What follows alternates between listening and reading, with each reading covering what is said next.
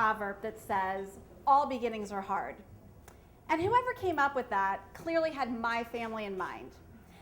We moved here about 4 years ago from Southern California, and it took just about 18 hours before we had our first crisis. I was talking with the movers, and I heard some sound, some blood-curdling scream beneath my feet. Now, remember, we're from California. We do earthquakes. We don't do basements. And that door that was in my foyer, for some reason, I kept thinking it was to the powder room. Eventually, I made my way downstairs to the basement, however, only to find my then 12-year-old son, Ben, splayed out on the floor, writhing in agony. Now, Ben has autism, and his pain receptors are sometimes a little haywire. So we need visual confirmation to determine, did he just casually bump into something, or, as it happened, he might have caught his pinky toe on the leg of an ottoman, and it was angled out at a very uncomfortable looking 90-degree angle. My husband ran next door to ask the neighbor where we could find the hospital. Why we didn't think to look on our phones, don't even ask. So for those of you who've never been at an emergency department or it's been a while, let me just review the procedure. They ask your name, they ask the particular crisis, and then they ask for the name of your primary physician, or in this case, pediatrician. I imagine there are few things that can make a mom feel more inadequate than having to divulge to a complete stranger that you don't have a doctor for your kid, at least one who's in state.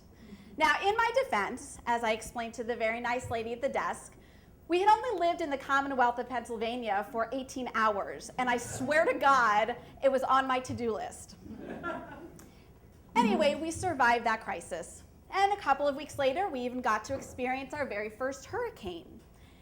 And then, one very early Saturday morning, our 3 beautiful children came screaming into our room. "It's snowing!" That was the day that we realized we had neglected to tell them that long underwear neither replaces regular underwear, nor does it go underneath regular underwear. They got completely suited up. They ran outside, and there was whooping and hollering and merrymaking as they stood with their mouths wide open, pointed at the sky to catch all of the flurries. Their perseverance did pay off, however. As you may recall, that year we had inches and inches of snow that was dumped on the valley. The neighbor kid came over some hours later and asked if they wanted to build a snowman. My daughter, with her hand on her hip and her head cocked, said, "We've never seen snow before.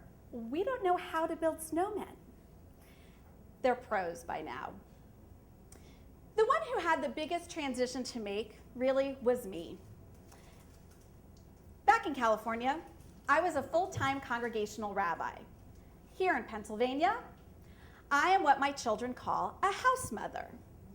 I cook and I clean and I do the laundry and the marketing and the bill paying and everything else that needs to happen for the household to run smoothly, none of which I knew how to do before we moved here. In fact, when I unpacked our small kitchen appliances, they were in the very same original boxes from when we got married, 16 years prior. I read everything I could about housekeeping. I watched cooking shows. I looked up lots of recipes on the internet. And it turns out that I'm actually not a bad cook at all. It's just taken a while. I'm kind of a work in progress.